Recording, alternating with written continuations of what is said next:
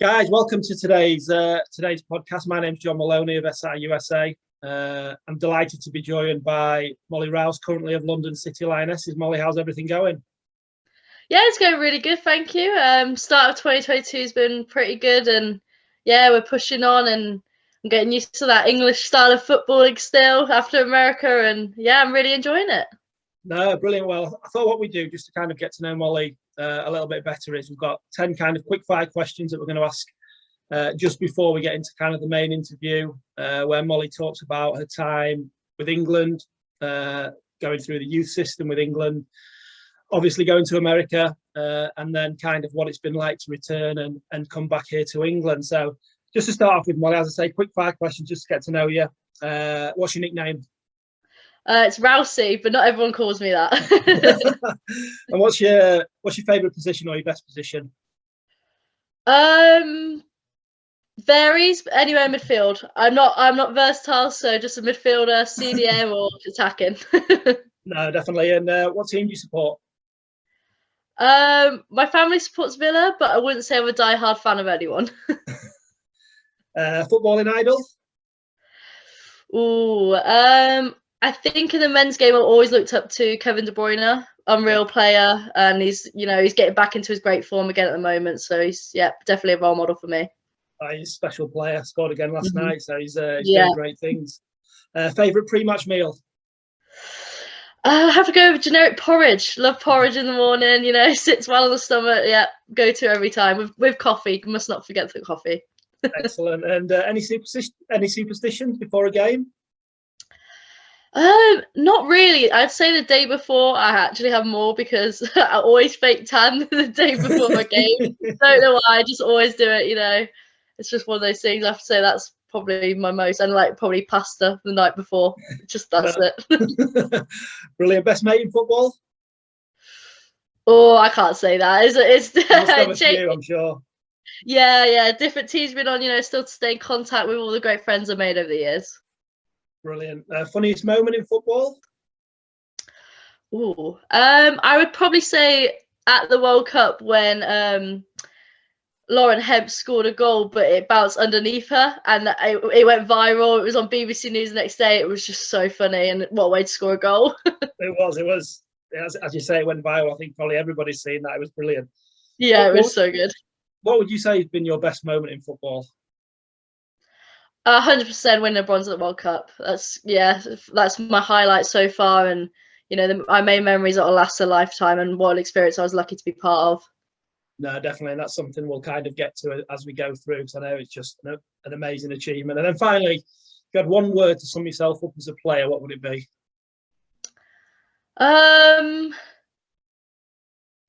Driven. I'd say driven. I say I'm pretty driven, and I just want to keep improving, and yeah, that drive I have is like why I'm still in the game at the moment, really, I think. No, definitely, and as I say, that's just a little bit to kind of get to know you, and I thought just to kind of start the main part, we kind of go right back to the start, really. And if you could give us a bit of a background about how you got into football, and obviously who were your inspirations, and where you kind of started, that'd be brilliant. So I got into football through my brother and my dad. My dad led the local boys team, which my brother was part of. So yeah, I just started turning up with them, helping collect the footballs, the cones, and all that stuff. And then eventually, like if there's a player missing, I might join in sometimes. And I started really enjoying it. I just wanted to be like my brother when I was younger, so I was copying him, and I was just getting involved, and started to realise I actually enjoyed football. So then I ended up joining a boys team of my age, because my brother was 2 years older than me.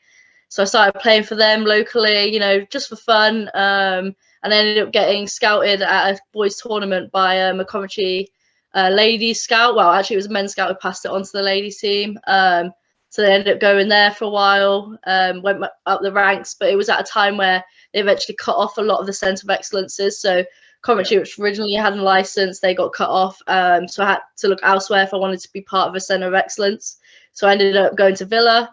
I started working at the ranks of Villa, got my debut at 16 in the first team, and then that was when I was torn between staying in England or heading over to the States. And I think at 18, I headed over to the States, was there 3.5 years, 2 different universities. And then, yeah, recently I've come back. I think I came back last year in January, played for Lewis for 6 months, and then came and started my journey at London City.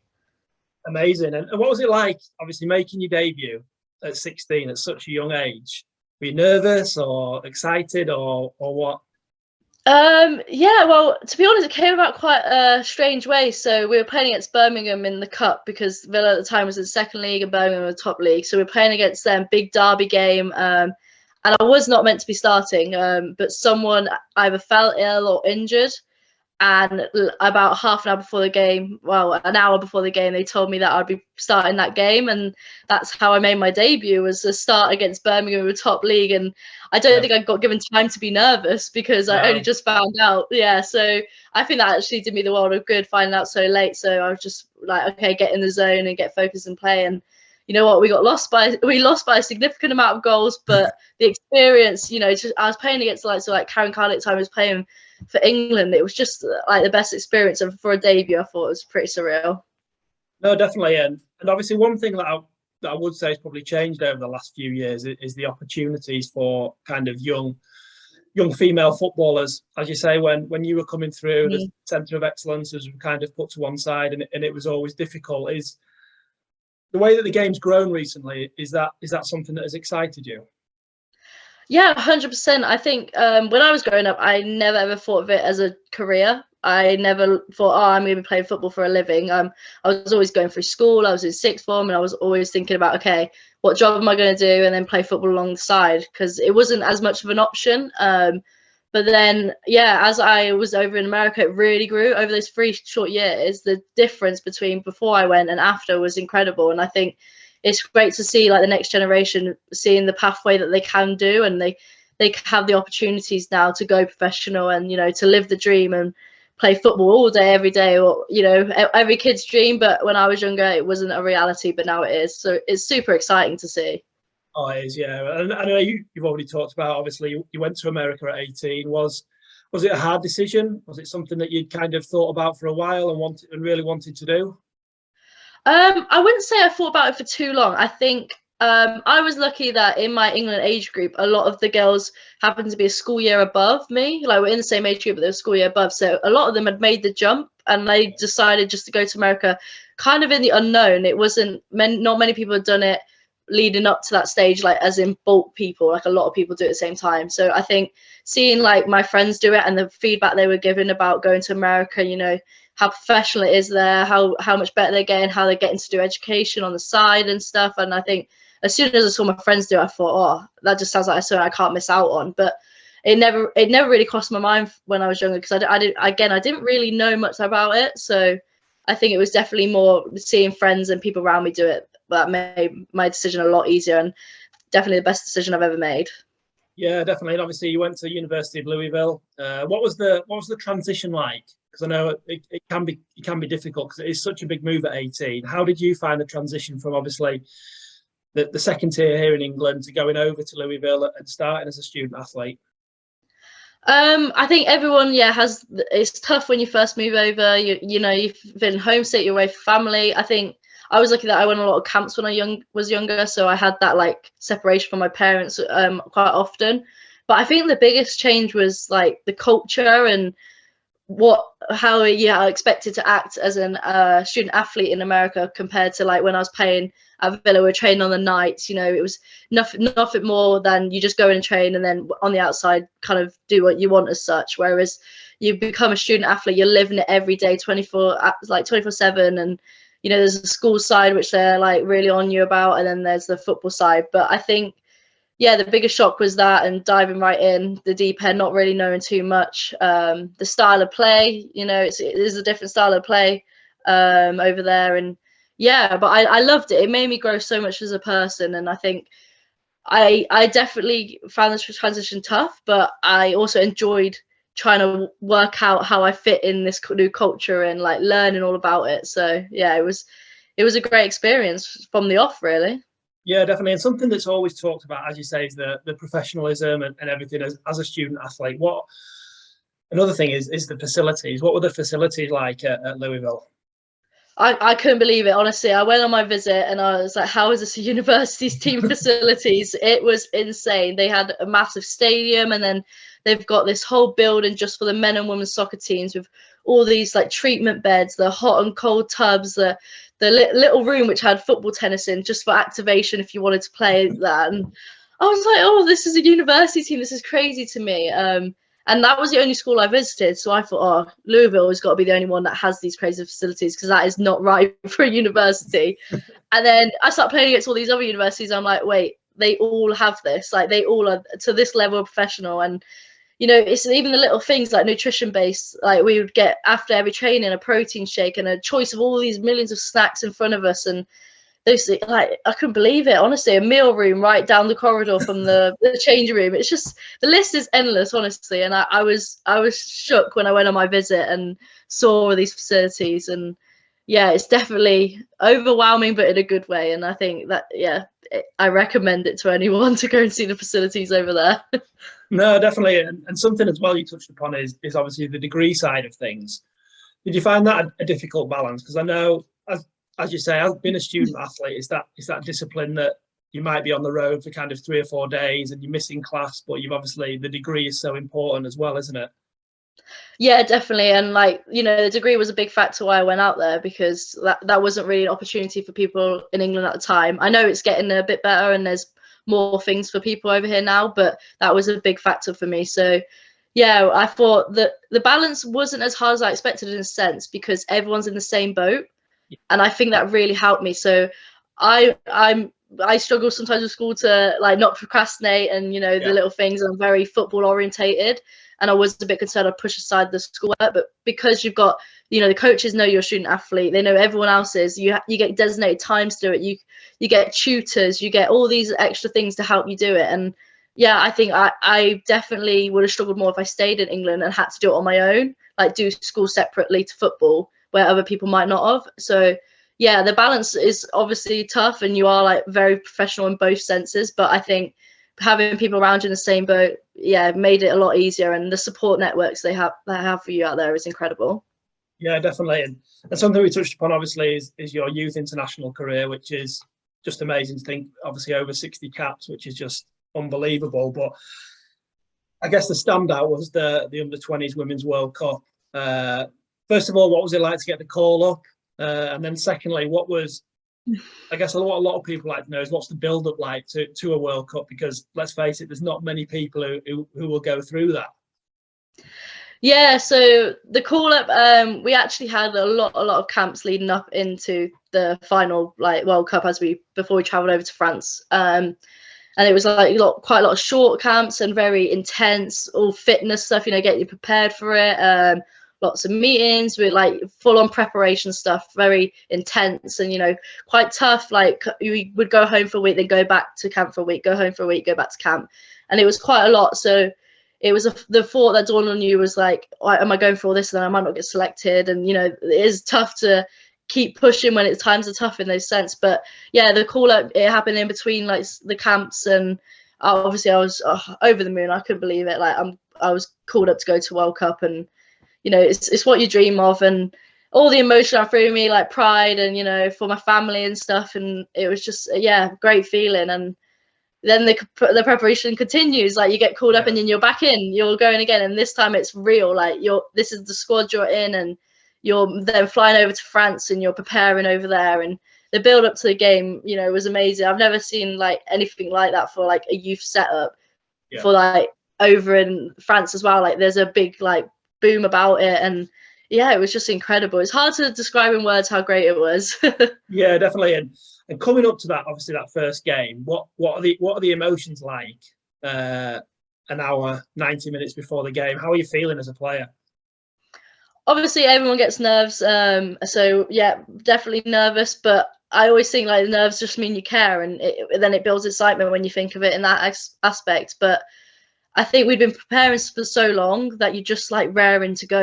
You're like, oh, it's finally here, this moment. Like we've been training all these weeks and the game day's here, and there's just a big buzz about it. You know, so many of our friends and families traveled over because obviously France isn't that far of a trip. So we felt like we were the home team with the amount of fans we had as well. So there's just a big buzz about it. And yeah, definitely raring to go and, you know, show them what we got, really. No, definitely. And obviously, you got off to a great start. You beat North Korea in the first game. And did that really start to give you guys a bit of momentum to think, you know what, we can do really well in this tournament? Yeah, definitely, because I think North Korea actually happened to have won it previously. Yeah, they did, yeah.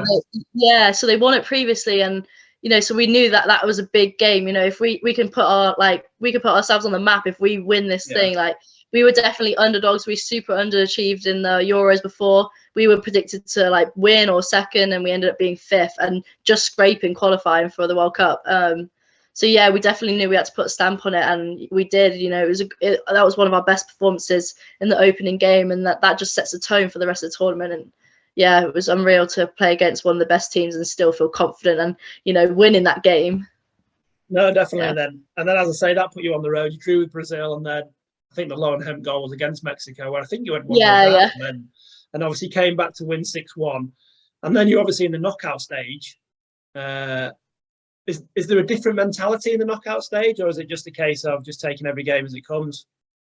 Definitely the case of taking every game as it comes. Like, I actually received 2 yellow cards in the group stage, so I missed out on the first knockout stage against Holland, I think it was. And yeah, so I was definitely just, you know, support my team as best I could in any aspects. And I do think I learned that aspect in America as well, because you have such large teams in America, and you know, you're in and out of the subs and stuff as well, and it's about how can you be the best teammate.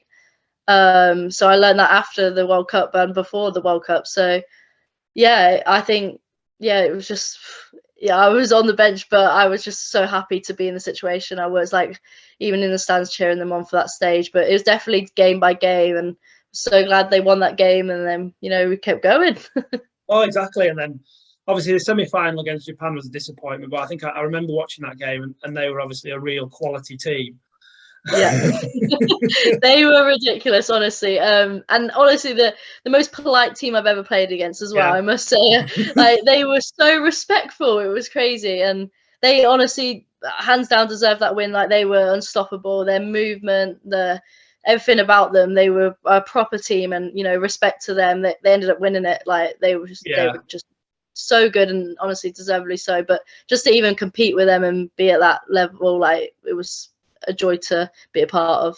Yeah, and it must be such a strange feeling going from that Japan game to obviously the disappointment of getting beat, to then think, all right, we've got to go into this next game, which is a chance for a bronze medal. Was that difficult to kind of transition from the disappointment to think, you know what, we've got a chance here to really make history? Yeah, obviously we were gutted. Everyone wants to make it to the final. But yeah, as you said, it's like making history. We knew coming into the World Cup that no one had ever received a medal at a Youth World Cup at this point, and like that was a big goal of ours, to gain a medal and be on the podium at the end of it. And then even better, we were playing against France on their home turf. You know, we knew there was going to be a crowd, there was going to be an atmosphere. It was going to be a big occasion. That's what you play for. You want to play in the big occasions, and you know, we just, the evening of the game where we lost against Japan, it was tough and everyone was down, but the next day, completely different mentality. We're ready to go for the next one, and you know, we wanted that medal. We really wanted it. Oh no, I remember watching that game, and it obviously went to penalties, and the nerves of penalties. What was the feeling like when that winning penalty went in? Oh, it was amazing, honestly. And we had been practicing penalties the whole World Cup. Every training session, you practice them like after every game. And honestly, I had a nightmare that World Cup in terms of penalties. Every session, it would not go in the net. So we got to a point, and it was, I think, the 89th minute, and someone had gone down in the game against France. And we all came over, and Mollie was like, right, is there anyone who don't think they should take a penalty? And there's someone better on the side who's going to take it. And I was like, hands up. Like, I was not ashamed. I was like, I have not been scoring. I'm doing this for my team. I'm coming off, and I'm letting someone who's been scoring week in, week out come in and score a penalty for us and get us through. And lo and behold, Georgia Allen came on and scored that winning penalty. And you know, you're like, I'm so glad I came off for this. Like, you had this like in the bag, and it, you know, that's how much of a team we were, though. Like, we were so comfortable to be vulnerable and be like, I'm not ready, but she is. And, you know, for her to come on, like, not really play 2 minutes before scoring that winning penalty of bronze medal, like, credit to her. Like, she did it for the team, and it was, a brilliant moment. And yeah, it was unreal in front of all our fans as well. Like honestly, it felt like a home game with the amount we had. I can't even explain to you. But yeah, amazing. Couldn't believe it. No, definitely. And does it take a few days for that to actually sink in, like afterwards, to think, do you know what? Was there a moment where you thought, right, do you know what? Can't believe we've actually done this. We won a bronze medal. Yeah, honestly, it took a while. Like it was when you come back and you go back to reality, and Yeah, then you're like, oh my gosh, I've just won a bronze medal. Like what? That was it was the more coming back to reality. When you're around everyone else and we've all won it together, you're obviously ecstatic, but it doesn't quite hit you until you're on your own. You're like, oh well, that happened. absolutely amazing. And then obviously it was again, another transition back to America. And I know it was a little bit of a tough time, wasn't it, when you returned to Louisville after that? Yeah, definitely. That was probably crazy. It was crazy because it was my highest high to almost my lowest low at the time. Yeah, I came back and I'd missed the whole of preseason from being at the World Cup, and then just things changed and things changed with my coach out there. I was being put in like different. I was being put as a 9, which when you say that to people, they laugh because I do of not have course. pace, and that is not my forte. No, No, so like it was just coming in, and obviously I think missing preseason was really thrown against me, and like it happens, and it didn't go very well between me and the coach and things like that. But the one good thing about America, it's so easy to transfer, so easy. Like the process now, you go on a transfer portal and you're in there, and coaches can see that you're transferring. And I think that's a great thing about the system actually, because you're not always going to get it right on your first time, but yeah. it doesn't mean it's the wrong decision for you to go. And I think like the more people realize that, like just because it hasn't worked one place doesn't mean it won't work the other. I think, yeah, in hindsight, like the best thing that happened to me was transferring, and Yeah. even though it was low, I wouldn't change it for the world. I went to the best university, and I just loved every minute of it at UCF. So I'm very grateful in the end. Yeah, and definitely how was obviously the transition, as you say, it is relatively simple to transfer. It's quite hard for people to get their head around that people just transfer from school to school over in America, Yeah. which is pretty mad. But as you say, you went to University of Central Florida, another amazing school. How was it working with obviously Coach Tiff, who's a legend out in America, isn't she? Yeah, honestly, Tiff, my coach, is like my idol. She made me love football again. I went from, not enjoying it, not playing. I wasn't allowed to use the facilities of Louisville and all this stuff. And then I'm suddenly in this environment where this coach just wants me to be the best person and player I can be, and like is pushing that and believes in me. And and Tim, the assistant, he's got experience in the MLS, so we've got World Cup winner and Olympic winner on one end, and then an MLS player on the other. And I just thought, wow, I'm so lucky like to be in a situation again, and it's just a second chance for me. And yeah, I went under her wing, and I just wanted to learn off her, and just everything she taught me I still use today, and I definitely wouldn't be the person I am like if I hadn't have met her. So very, very grateful for it. No, definitely. And is there any highlights from obviously your time at UCF? Because I know it was disappointingly cut short with COVID, which was frustrating and everything like that. But is there anything that sticks out from your time there? Oh, there's so many things. I just love the place. I think we had a big rivalry with like the South Florida, and we won like the first game when I was there, my first season there against them, and just even winning that one game was just incredible. And went to championship games and stuff, and the whole experience is just, yeah, it's not like nothing else I've experienced. And I think I wish I could have had another season there, and obviously COVID meant that not to happen. And I would have absolutely loved to have stayed out there and stuff, but yeah, I treasure every moment I had at UCF. It was definitely the right decision for me, and I'm very grateful that I managed to transfer there. Yeah, definitely. And is there any, I guess, any advice that you would give to future student athletes who are maybe thinking about going down this route in the future, and what would you like to pass on to them, Mollie? So my biggest advice would 100% be, don't just focus on the football. So when you're looking for a school, I was so tunnel vision. I was like football, football, football. But then when you get out there, you realize you're living there 24/7. Like it doesn't just stop after practice. You're out there all day, every day. And I think I went there and obviously saw Louisville's facilities and the football side of it, and it was incredible. And so many other universities had it though, and I didn't realize. And I think what hit me most when I went to Florida was I realized I got to have fun outside of football. Like I lived my life as well, and because I managed to switch off outside of training, I was playing better because I had that mental break, and I was happy. And yeah, I just think definitely when you're looking for a new school, the focus should be like, am I going to enjoy this 24/7? Am I going to be okay here when I'm not playing football? Like, the both sides of it are very important, and I know we all love football, like that's what we think is the most important thing, but when you're living there, there's so many other factors, and I think they definitely, like, that is definitely a focus that I try and push on people, like make sure you're looking at all aspects. Yeah, definitely. And do you think it kind of, I guess, going over to America at such a young age, at 18, did it bring you on as a person and kind of make you the person that you are today, do you feel? Yeah, 100%. I think I definitely I was young when I went there, but went there a bit naive about some things, and like, obviously when I feel like when you're younger, things go a lot more smoothly in terms of football. Like, I was playing all the time. Like, I never really had a big down as such when I was younger, because you're playing so much, so it's just the way it is sometimes. But then when I went to America, I had to grow up. Like, I had to realize, there's girls who've worked as hard as I have all my life. Like, I'm not any different to these girls. Like, they are beating me on these fitness tests. They are beating me on this. Like, they're making it look effortless. I'm like, oh my gosh, like, what do I do?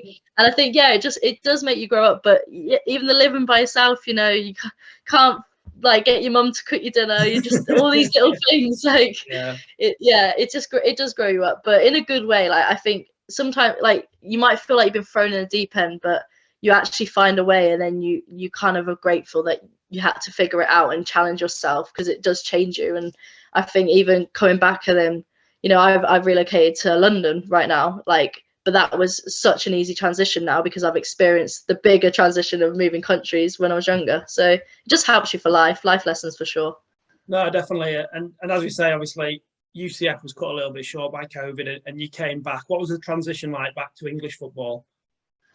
Yeah, like, it was tough in the sense of actual football. So, like, on the pitch stuff, it's a very, very different game. And I forgot about the solid 50-50 battles, and the Yeah. nitty-gritty of the English game, and the weather. The weather Yeah. was an issue from Florida to England. But yeah, I think I did struggle at first, to be honest, like, just getting used to it. And also I went from my American coach being very focused on, like, personal growth as well off the pitch, and that. But whereas, like, obviously now it becomes a business and it's a job rather than student athlete as such as well, that they don't focus on that as much here. It's definitely more, you got to perform on the pitch, so you got to find another way to focus on your, like, mental health and things off the pitch on your own as such. So that was a big adjustment. But yeah, the skill sets I learned in America helped with that for sure. Yeah, definitely. And then obviously you made the move from kind of Lewes to London City Lionesses, which I know is a team that has massive ambitions. How's it been this season? Because I know that the team have obviously been doing really well, and you've kind of really cemented yourself within the team these last few months. How are you finding it now? Now you're back in England. Yeah, so when I was at Lewis, they weren't actually full time. So then I moved to London City into a full time environment, like my first contract, full on professional. And I've been growing throughout, and learning the professional way, and stuff. But I think we did start off as an underdog. No one really spoke about us at the start of the season. We were definitely, obviously, we don't have a big name, and we're a very independent women's club. So yeah, that kind of factored into that. But I think we've definitely grew a name for ourselves, and we've shown, like, if a club has the right ambition in the women's game, then they can progress, and it's not all about having, like, a big men's backing as such. So I love the fact that we've done that, and we're going to keep pushing and see how far we can take it this season. It's great to be challenging at the top end of the table, and everyone knows the championship is such a competitive league. Like, you can play bottom and top, and the results can be very close. And I love that about this league. We each game you can't take for granted, and yeah, it's a great experience, and yeah, I'm really enjoying it. It's great. Brilliant. And obviously you made yourself a bit of a TV star as well with the Ultimate Goal series. How was that? Because obviously that's something a little bit different that you did. If you want to explain what the series is about, and just how it was. Yeah, so honestly, I went into it not really knowing what it was. So it's just a reality show where basically I think it was 26 girls head to, like, in London for a few days and train together, and then they narrow it down to 16. And then at the end of I think it was 10 days I was away, we played against West Ham development team in front of scouts, and yeah, and the whole journey was filmed and stuff, and it was an experience I've not had before for sure, and I definitely was not aware of what it takes to film a show. So all the camera stuff, and like do this walk and then walk back and then do it again. And then you're just like, oh, I didn't realize. I just thought it went so smoothly on TV. Like they just got the walk in one go. So things like that, yeah, was an experience for sure. And honestly, I just went into it because luckily my agent got me the opportunity, and I just thought season had ended for a few weeks, and I thought, oh well, great way to get back into playing football. Even if it just means football fitness and stuff like that. That's kind of my mindset into it. But I got to meet the likes of Eni and Luca and stuff, and I got coached by them, so it ended up being a great experience, and connections for life, and yeah, I actually really enjoyed it. Amazing. And then, what does the future hold, Mollie? Just to finish up, what are your ambitions, and obviously ambitions for this season, and then kind of further afield, what are you looking for? So obviously for this season, we're just pushing to get to the top end, and see how far we can take it with the top end of the table and stuff. Individually, just getting the consistency in the English game, really getting those minutes, and just progressing each week if I can, and seeing where that takes me. And then in the long run, trying to get to a top league one day, and that's always the goal. Play amongst the best. That's for sure the goal, and it will forever be the goal. No, definitely, Mollie. Well, as I say, you're still very young, but you seem to have packed in a lot already within your career, and I'm sure a lot of the potential female student athletes that will listen to this will take a lot from it. That's for sure. And I think what comes across is the fact to not have regrets, especially about going to America, because it is an amazing opportunity. Obviously, I went through it a long time ago. You've been through it more recently, but it is just a great opportunity, isn't it? Yeah, 100%. And I always advise people to take it if they can. It's the best thing I've ever done for sure, and for so many reasons. And I think if you ask a lot of the girls who have gone out there, they'll say the same. It grows you as a player, as a person.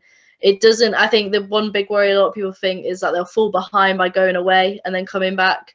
But that's not the case. You're in control of your own growth as a player and person. And I think you take that mindset into America, you only come back better and more ready for whatever you want to do next, whether it's not football or whether it's trying to get into top league. No, definitely, Mollie. Well, thanks so much for your time. As I say, I'm sure there'll be loads of people who take plenty from this, and good luck for the rest of the season. Thank you very much. Thanks, Mollie.